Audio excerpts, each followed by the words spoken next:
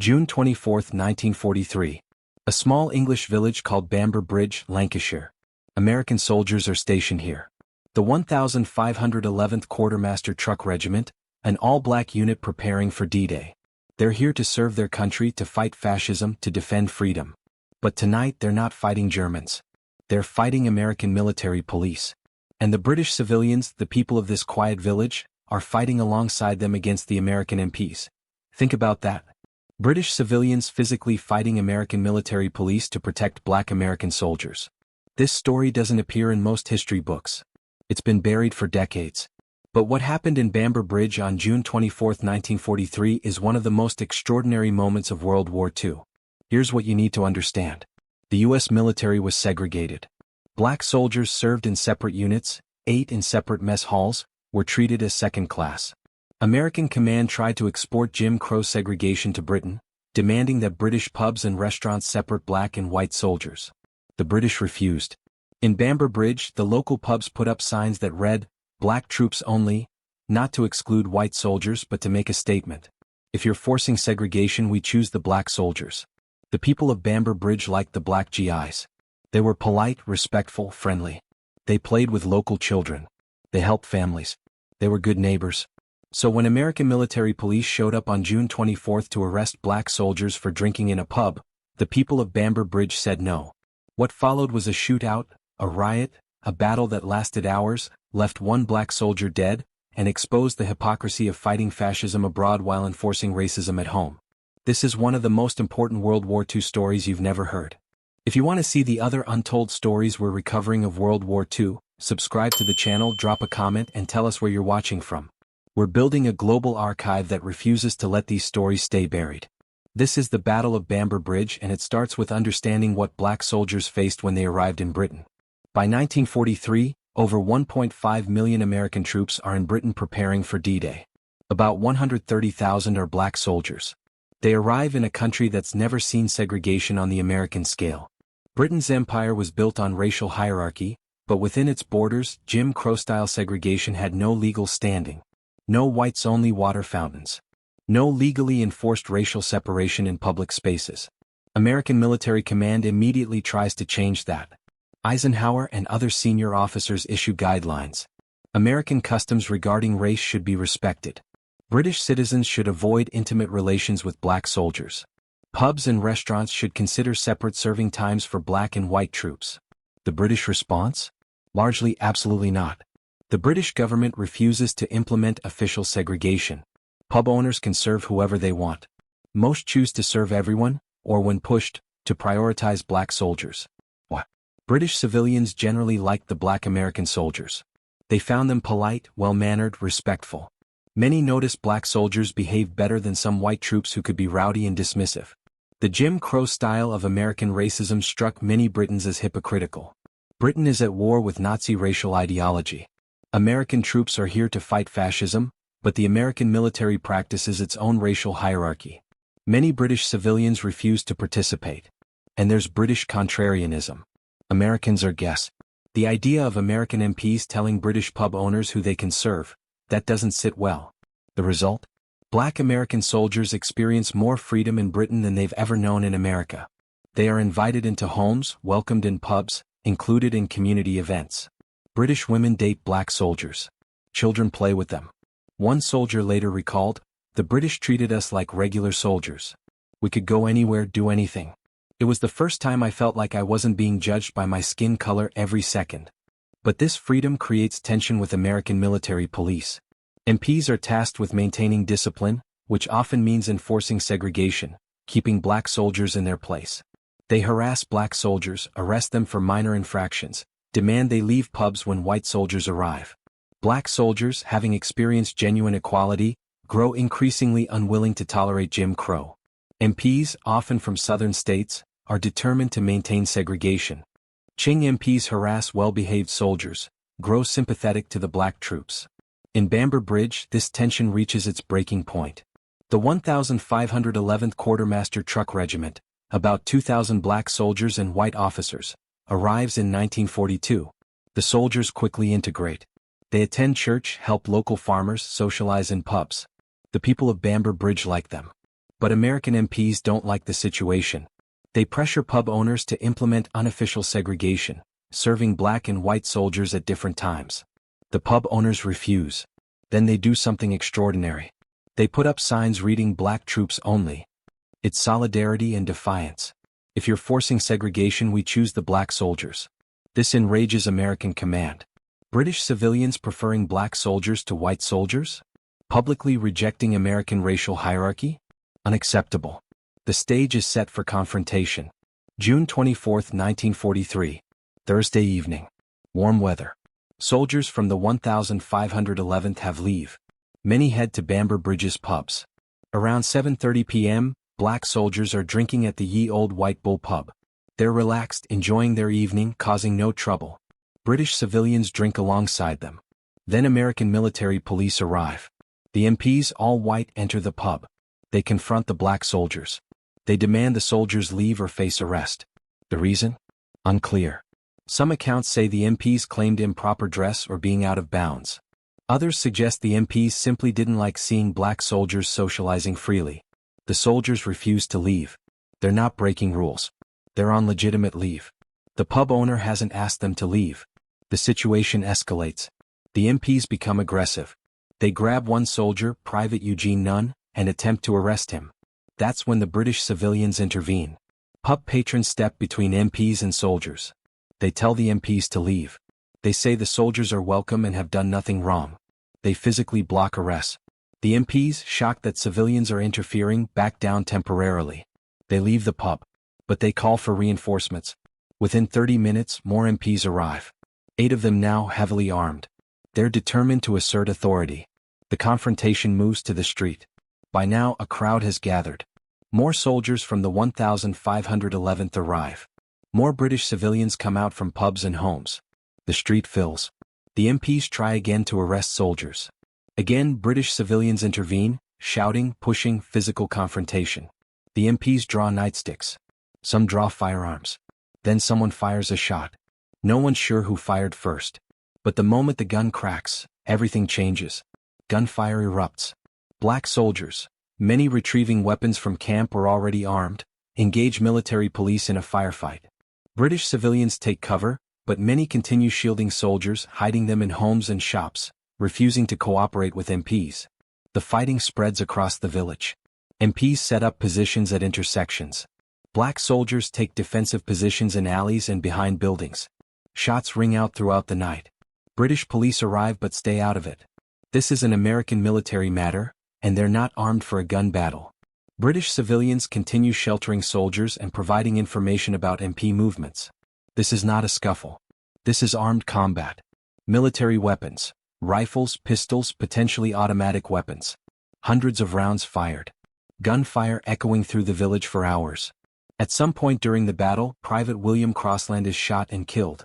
Several soldiers are wounded. Multiple MPs are injured. American command, realizing the situation has spiraled out of control, calls in massive reinforcements.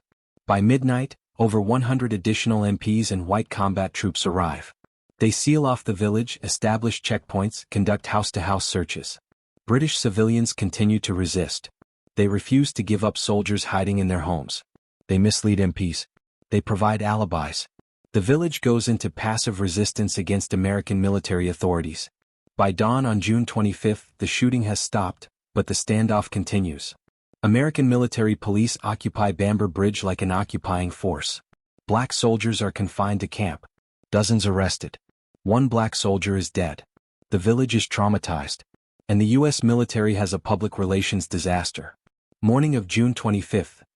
Bamber Bridge is under American military occupation.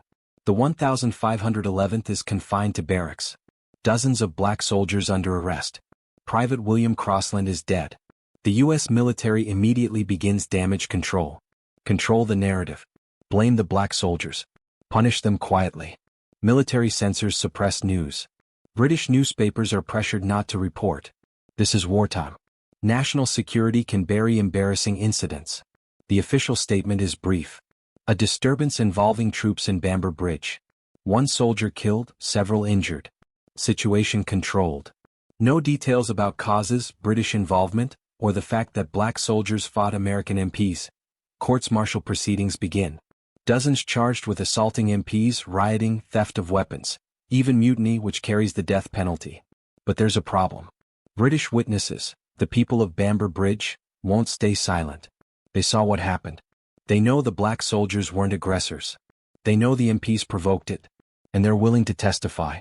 British civilians provide statements to military investigators. Their accounts are consistent. Black soldiers were well behaved. MPs were aggressive and provocative. And the community sided with the soldiers because the MPs were wrong. One pub owner states, "The colored soldiers have been perfect gentlemen. The military police caused the trouble." Another witness, "The soldiers would have left peacefully if asked nicely. The MPs came with threats and violence." These testimonies create a problem. If courts-martial proceed with British civilians testifying for black soldiers, trials will expose American military racism internationally. Humiliating. The military makes a calculation. Quiet resolution is better than public trials. Most charges are dropped or reduced. Some soldiers receive light sentences, confinement or demotion. A few deemed ringleaders get harsher sentences, but nothing like the death penalty mutiny charges could bring. The soldiers are also transferred. The 1,511th is moved out within weeks, dispersed across Britain. The military doesn't want them near sympathetic civilians who might continue encouraging resistance. Private William Crossland is buried in Brookwood American Cemetery in Surrey. His death recorded as killed in line of duty, with no details. His family is told he died in an accident. For decades that's where the story ends, officially. The Battle of Bamber Bridge barely appears in military records. It doesn't show up in World War II histories. Survivors are transferred, deployed elsewhere. And most never speak publicly. But the people of Bamber Bridge remember. For 50 years, the Battle of Bamber Bridge was forgotten, officially. American histories didn't mention it. World War II documentaries ignored it. Textbooks focused on famous battles where Americans fought Germans, not the night Americans fought Americans. But in Bamber Bridge, the story never died. Elderly residents remembered. They told children and grandchildren about the night the village defended black American soldiers. Local historians preserved documents, clippings, diaries, photographs. In the 1990s, as more researchers investigated racial conflict in the wartime military, they found references to Bamber Bridge in buried documents, declassified reports. In 1993, British researcher Anthony Burgess published a detailed account in a local history journal. He'd interviewed elderly villagers, uncovered military records, pieced together what happened. His research caught historians' attention. By the late 1990s and early 2000s, more were investigating. American veterans, now in their 70s and 80s, began sharing stories. British witnesses provided testimonies. In 2003, on the 60th anniversary, Bamber Bridge held a memorial service. They invited African American veterans and families. A plaque was installed. The plaque reads in part, "On the night of the 24th and 25th of June 1943, there was an outbreak of trouble between black American troops and white military police which resulted in the death of Private William Crossland. The people of Bamber Bridge supported the black troops, and the local publicans put signs on their premises stating, 'Black troops only.'" Careful diplomatic wording. It doesn't say battle or riot. It doesn't explicitly blame MPs. But it acknowledges what happened and honors Private Crossland's memory. In recent years, the Battle of Bamber Bridge has gained attention. British documentaries covered it. American historians now include it. It's taught in some schools. The soldiers of the 1,511th went on to serve in D-Day, the liberation of France, the drive into Germany. They did their jobs, despite discrimination, despite being told they weren't good enough, despite having fought their own MPs in an English village. Most are gone now. The last World War II veterans are in their late 90s and hundreds. Soon there will be no living witnesses. But Bamber Bridge hasn't forgotten. Every year, near June 24th, the village holds remembrance. They honor Private Crossland. They remember the night their community stood up. They tell the story to new generations. There's a lesson here. Official history can bury uncomfortable truths, but people remember. Communities preserve their own histories. And eventually, if enough people care, buried stories resurface. The Battle of Bamber Bridge reveals truths official histories often obscure. Segregation didn't just live in laws. It lived in the nightsticks of MPs, in the sound of boots storming into pubs, in the echo of a single gunshot in a quiet English village. Maintaining it required violence. When black soldiers resisted, when they refused second-class status, violence erupted. Not everyone accepted American racism. The British civilians of Bamber Bridge, working-class people in a small village, looked at segregation and said, "This is wrong." They put up black troops only signs. They physically intervened. They testified for soldiers. They rejected the idea that skin color determines who's welcome. This matters because narratives often portray 1940s racism as universal or inevitable. Bamber Bridge proves people could and did reject it. Black soldiers fought back, not passively accepting abuse. They defended themselves. They took up arms against MPs who threatened them. They refused arrest for doing nothing wrong. This is resistance. Armed resistance against unjust authority. Think about that. Fighting your own army in a foreign country for the right to drink in peace. American history often sanitizes resistance. We prefer stories of peaceful protest, gradual progress, patient waiting for justice. Bamber Bridge reminds us that resistance wasn't always peaceful. Black soldiers sometimes fought back, literally, against the system oppressing them. The military covered it up because it was embarrassing. The U.S. was fighting Nazi racial ideology while enforcing its own. That contradiction was uncomfortable. Publicizing an incident where British civilians sided with black soldiers against American authorities would expose it internationally. So they buried it. For 50 years, the Battle of Bamber Bridge was almost completely erased. We're talking about it now because people refuse to forget. British civilians preserved the story. Local historians researched it. Veterans shared experiences. Researchers uncovered documents. Gradually, truth emerged. There are probably dozens, maybe hundreds, of similar incidents that remain buried. Moments when black soldiers resisted, when allies supported them, when racist policies led to violence. Most were covered up, files destroyed or classified, witnesses silenced. Bamber Bridge survived because a community remembered. That's the power of local history, of communities preserving stories even when official history ignores them. 80 years later, the lessons still matter, about who we choose to stand with and what we refuse to normalize. June 24, 1943. A small English village. Black American soldiers. British civilians. And a fight against injustice that's been forgotten too long. The Battle of Bamber Bridge lasted one night. Private William Crossland died. Dozens wounded or arrested. The military covered it up and moved the unit away.